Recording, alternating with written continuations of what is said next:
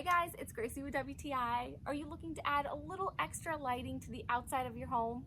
Well, if so, then these outdoor solar lights from Tuffenough will do just that. We bought the pack of 3 and we installed them in different corners of our home. And the best part about these lights is that after you install them, you don't have to do anything else. They automatically charge during the day using the natural sun rays. And then at night, you can control how long the light stays on for. So each light comes with its own little remote, which allows you to set how long you want to keep the light on for after it detects motion. I found that the same remote can work for all 3 lights as well. So option 1 is where it turns off immediately after there's no more motion. Option 2 is where it stays dim, but then gets brighter after motion is detected, and then returns to a dim state.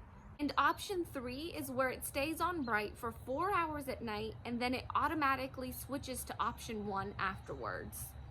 They were really simple to install. It only took us about 10 minutes total to install all 3.